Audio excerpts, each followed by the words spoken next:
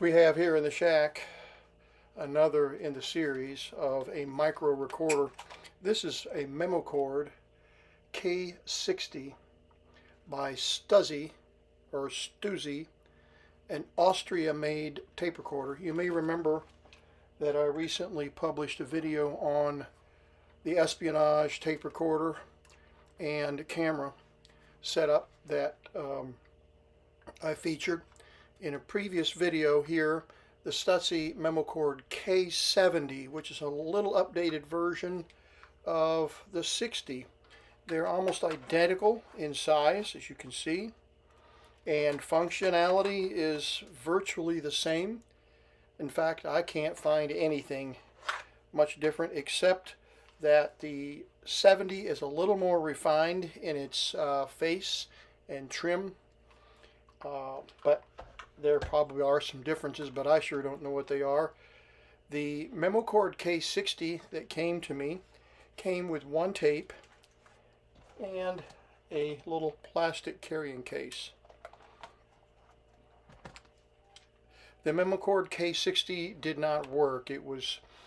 The tape would not transport correctly, and so I took the unit apart, opened it up, took the batteries out, took it apart, and the belt was laying down in there. It was still intact.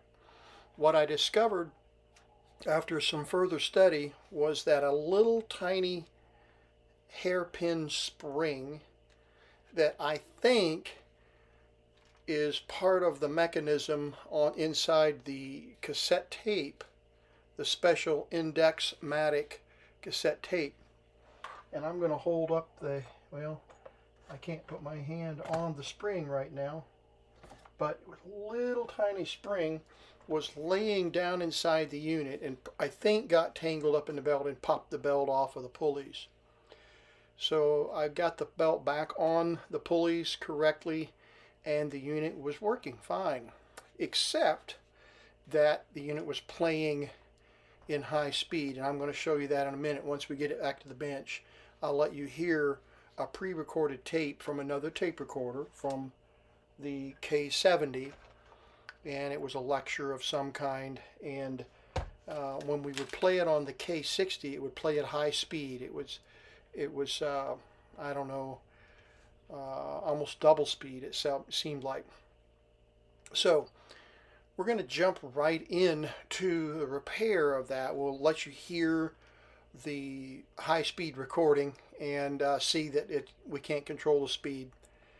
And then all the other functions, record and playback, recording at that speed and playing back at that speed, would work okay, of course. But then we wouldn't be able to take these tapes and use them interchangeably between the two tape recorders because one is operating at the correct speed and one is not.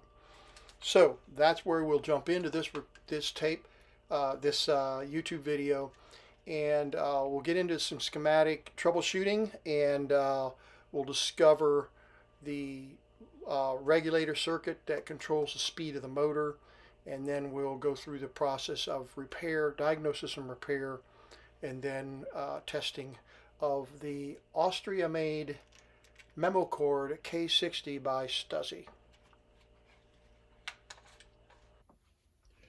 All right, I've got a messy bench here, but I wanted to get into this memo cord. I want to illustrate before I open it up what the problem is. This tape was recorded on a memo cord K70 and some lecture somewhere, and I want you to hear how it sounds on this player.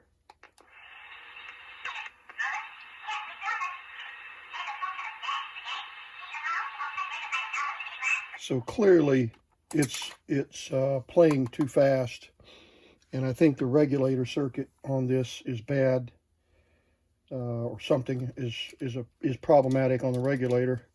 So we're going to open this one up and take a look at this regulator circuit. And the regulator circuit is underneath this battery compartment. So there's one screw under this battery compartment that we need to remove. Then this whole thing will just pick up and move over to the side this screw right here.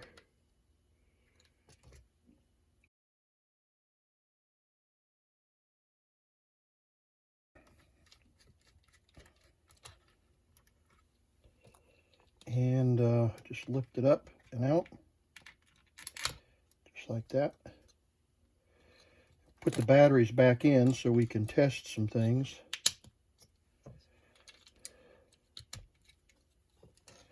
And the rewind, and we're going to look at the schematic in a minute, but the rewind circuit runs a full 4.5 volts to the motor, and then the play runs current regulated. There's 2 transistors here that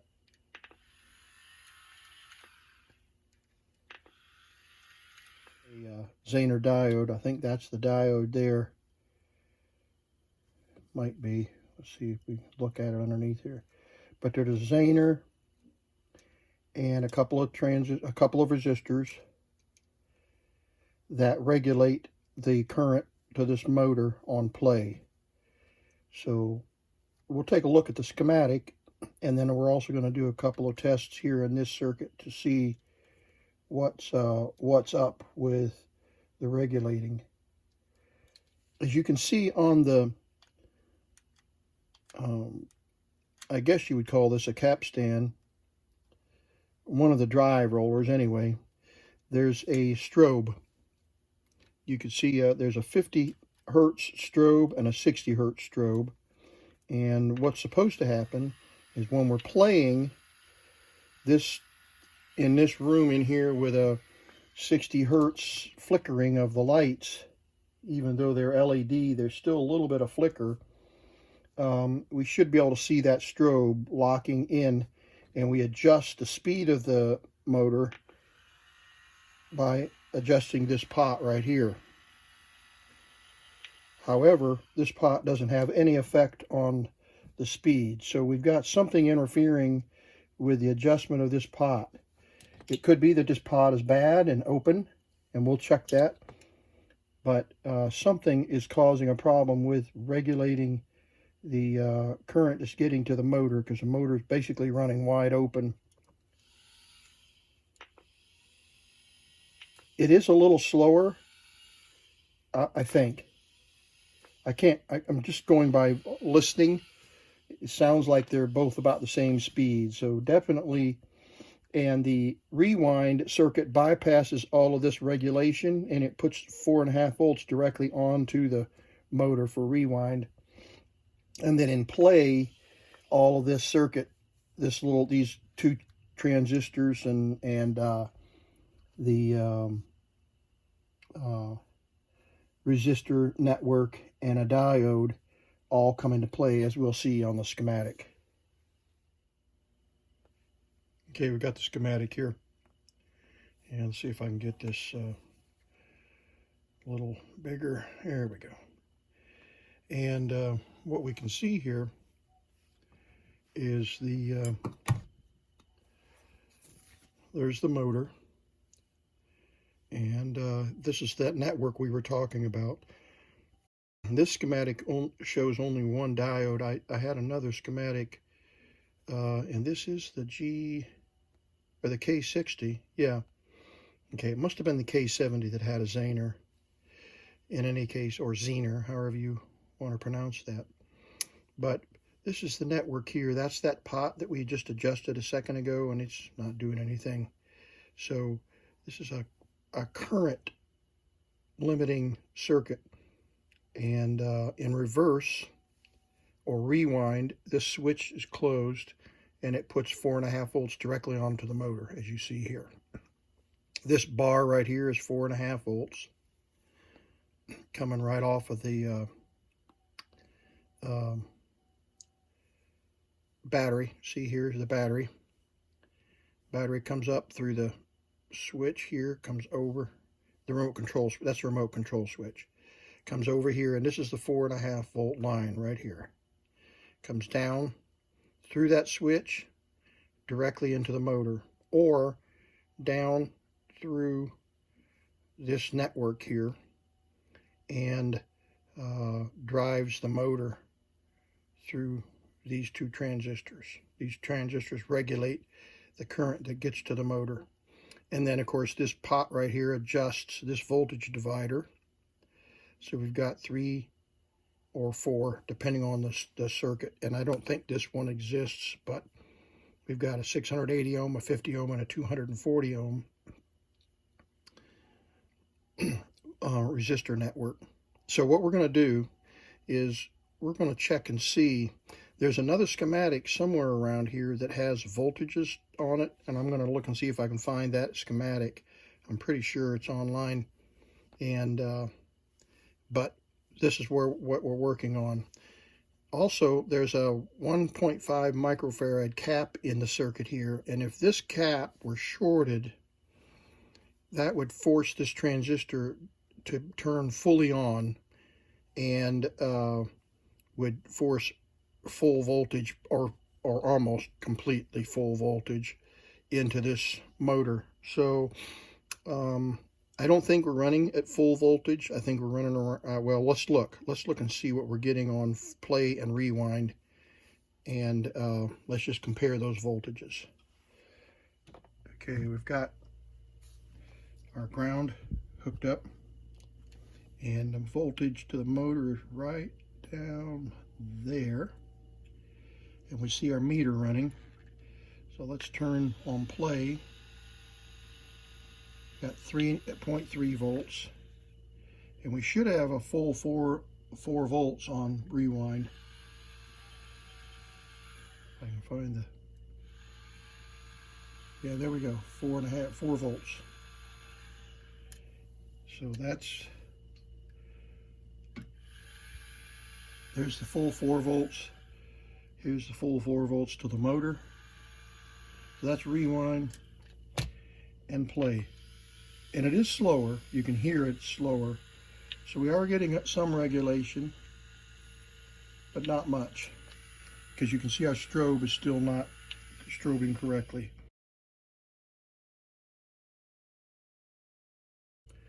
I want to illustrate, if I can, without flipping the belt off here. I want to see if we can see the strobe. What I'm going to do is put some stress on the belt and try to slow this thing down just physically.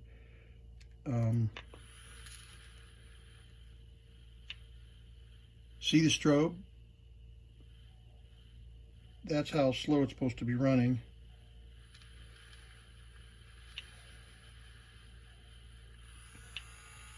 And so it's definitely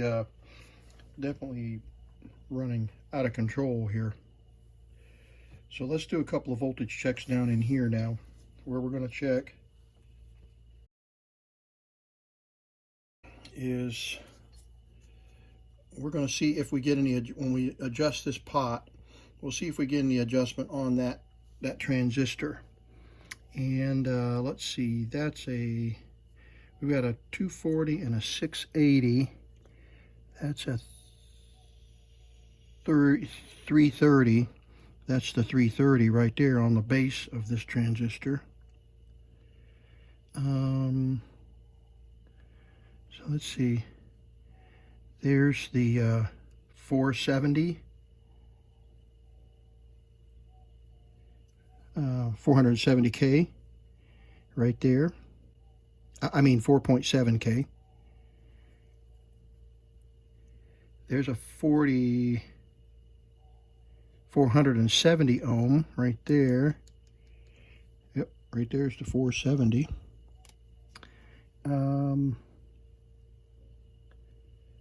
There's the 680 right there. So that's this one, the 680. So we could put our meter on there and adjust the pot and see if we get any change. Let's do that. So I've got the meter right here, and let's just, for giggles, let's see what kind of voltage we have. 2 volts. What do we have on the top side? 2.3 volts. And then the center pin is buried down in here. I can't get to the center pin. Let's see if we can find this 1.5 microfarad. I think that's it back in there.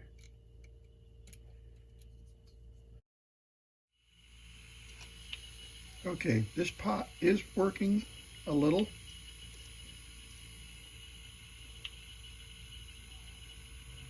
It goes from 2 volts to 2.25 volts. Okay. That's this pot right here. And it's only a 50 ohm pot according to the schematic. I just can't read the numbers on it. But which is not going to give us a lot of range, which would make sense, 2 to 2.5 volts.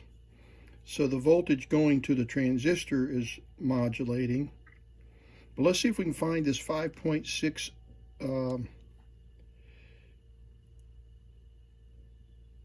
I would assume that that's a K, 5.6 K. It doesn't have a K in there. Wouldn't be a 5.6 ohm. Not likely anyway. Let's see if we can find that one.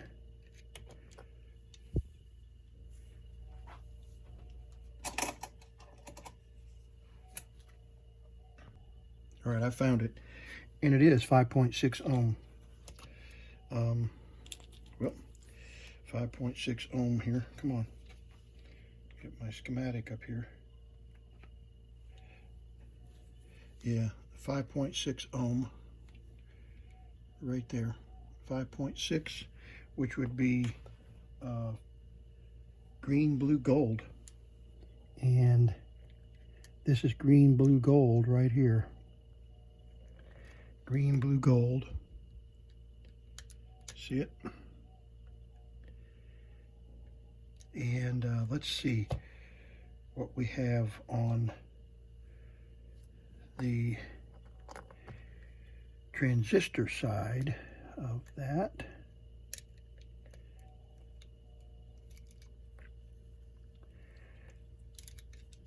Well,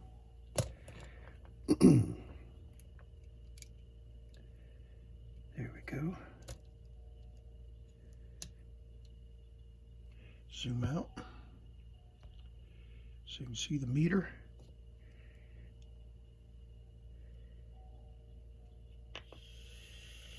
.8 volts. Okay.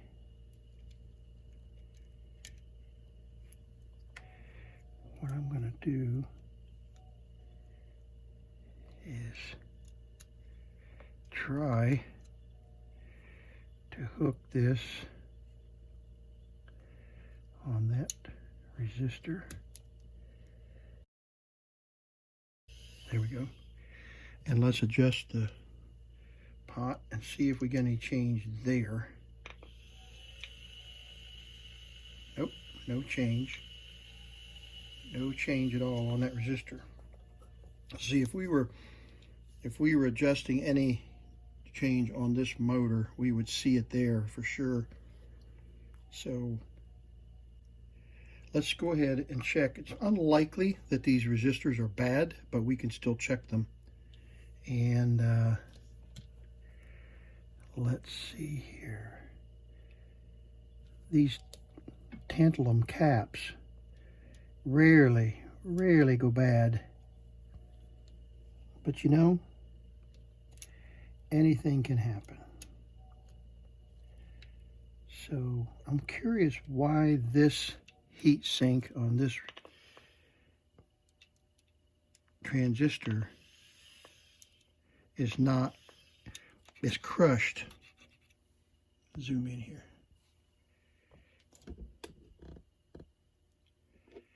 See, this transistor is just laying up here on top, and there is a heat sink underneath it that's just setting down there. Maybe they didn't need to put a heat sink on that one. Got any power now? Yeah. That transistor is fully on.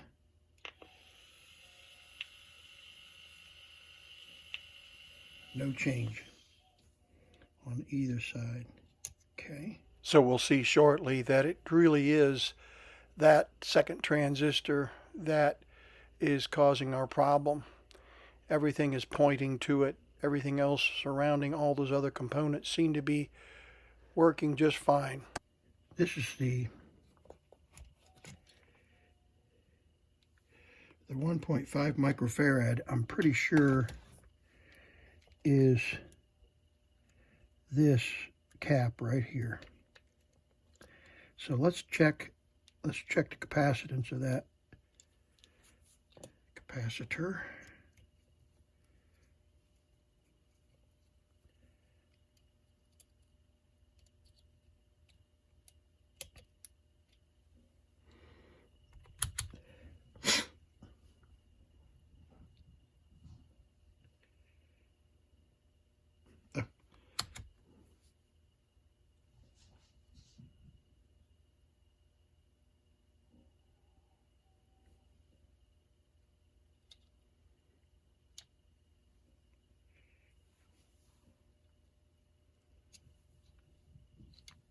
We're because we're testing it in circuit,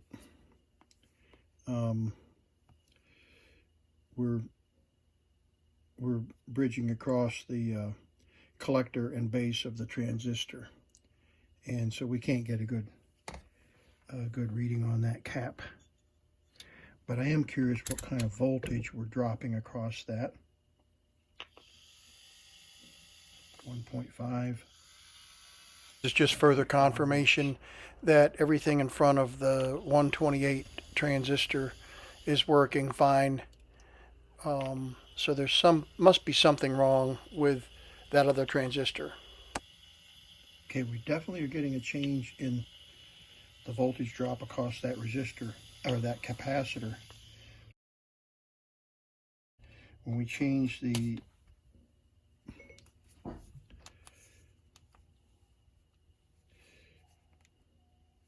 when we adjust this resistor,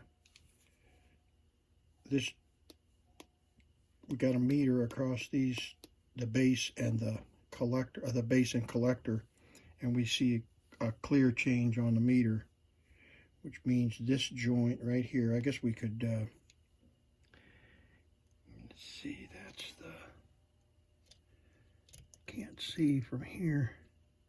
Okay, that goes to the yellow lead, and I don't know what the leads are on these. Let's see, does it say over here?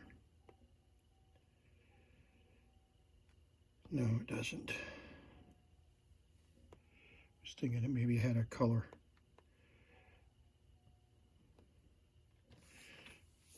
Okay, I just checked this diode. This BZY87, which doesn't show it as a Zener diode. And I got a short in one direction and 0.2 volts in the other, which may be okay, but let's look that one up, BZY87. Let's see what that shows.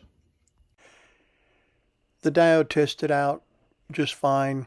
So that leaves us with the transistor, the PNP transistor AC128, which clearly appeared to be shorted in some way.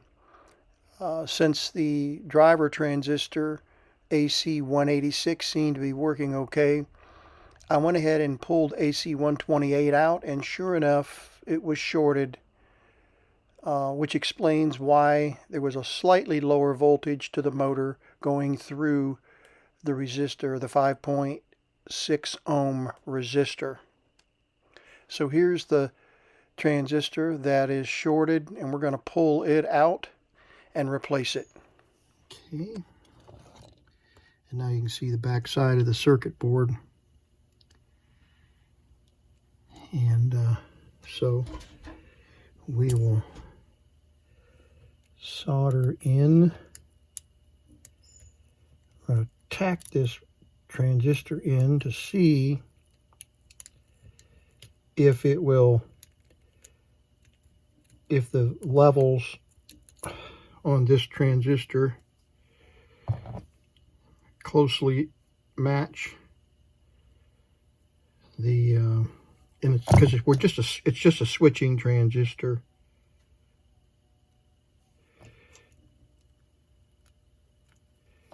So it shouldn't be a big deal. But we're going to test it. I think we can get it all here to just see if we can get the motor to spin and adjust the motor with that variable resistor.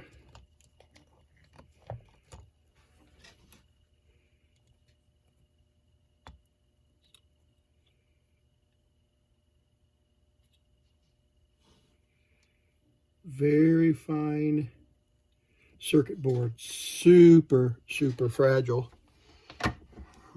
Should allow us, if this transistor is okay, should allow us when we turn the power on here with this switch to see if we still have motor control with that PNP transistor.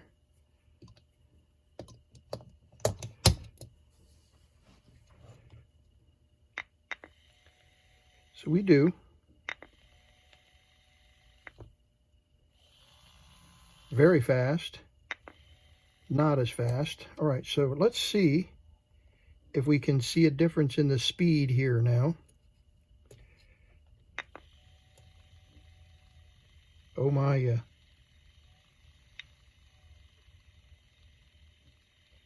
Definitely notice a difference in the speed. Oops, battery popping out. So let's see if I can turn some lights off, get a flicker in here.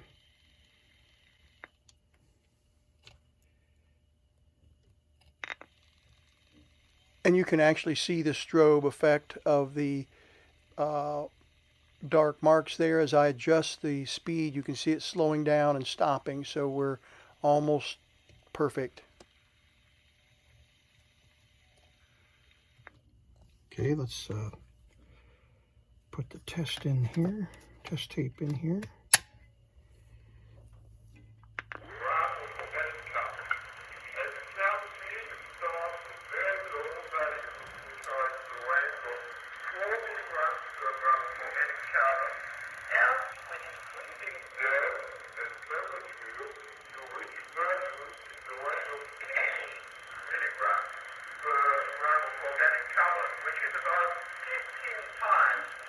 Right there is on the money.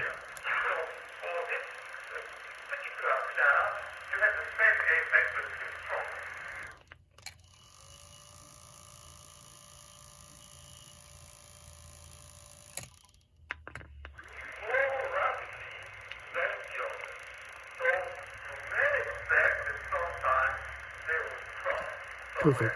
The strobe, and I don't think you can probably see it on the camera. I can move the camera over here now. I don't know if you can see the strobing effect. Very subtle. Yeah, you can't see the strobing effect very well, but the camera is compensating for, the shutter on the camera is compensating for some of that light. So, but you can clearly tell from the audio that even though we can't understand the speech of the lecture, it's definitely, the pitch is correct now. So we've solved that problem. Let's see if we can hear anything on this side.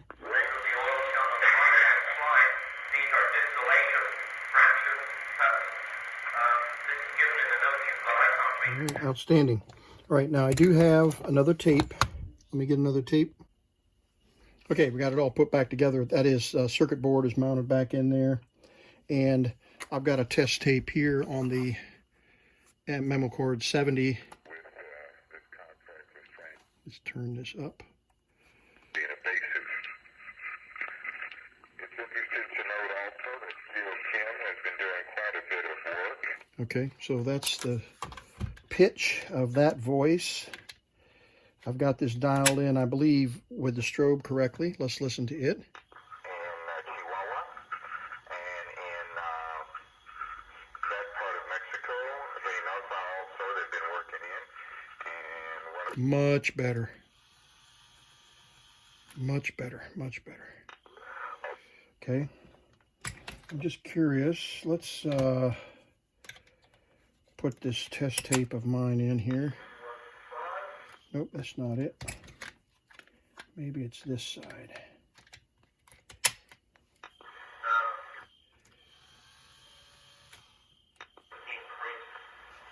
Nope. Probably this side. Lighting as I record. Yeah, okay. Let's rewind all the way now.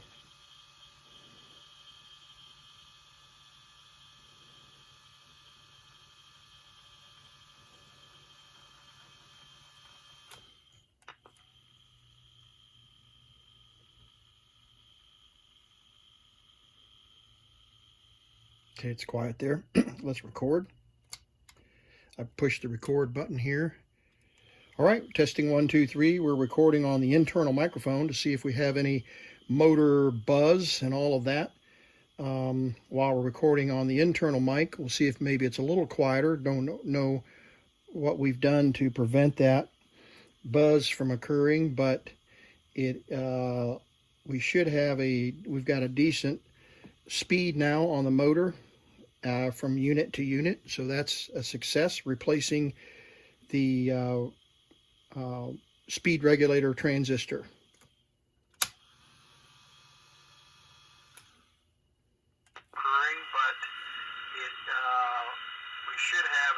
we've got a decent speed now on the motor from unit to unit, so that's a success, replacing the speed regulator transistor. All right, so I think I hope this video has been fun to watch anyway, to digging into one of these little teensy recorders. But maybe for some of you guys that have been working on, since I didn't replace the correct transistor exactly, the adjustment is turned almost all the way down, and this transistor is passing a little more current than the original was, the germanium transistor, and it had a heat sink on it, and this one is not using a heat sink. So I could order and go to the trouble of ordering a special transistor for this unit, but this is basically just an experimental tape recorder, so we're going to go with what we had in stock. It's working correctly, and we have solved that problem. So I'm going to get it all buttoned back up together, put back together, and we'll do one more recording. And this was also made in Germany, unit to unit, so that's a success, replacing the speed regulator transistor. Okay, let's record. All right, once again we're recording. I guess that's full volume. Yeah, full volume recording now on the Memocord K60 Stuzzi, and let's test the audio recording quality using the direct microphone on the unit. Stuzzi, and test the audio recording quality using the direct microphone on the unit. Let's test the audio recording quality using the direct microphone on the unit.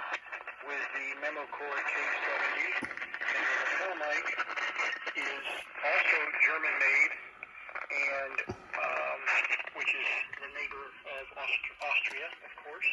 All right, let's check and see how the external microphone works. All right, we're using the external lapel microphone on the Stuzzi Memocord K60 and testing to see how it's recording on an MT905 tape. The Memocord K60 Stuzzi tape recorder using the lapel microphone. Testing 1, 2, 3.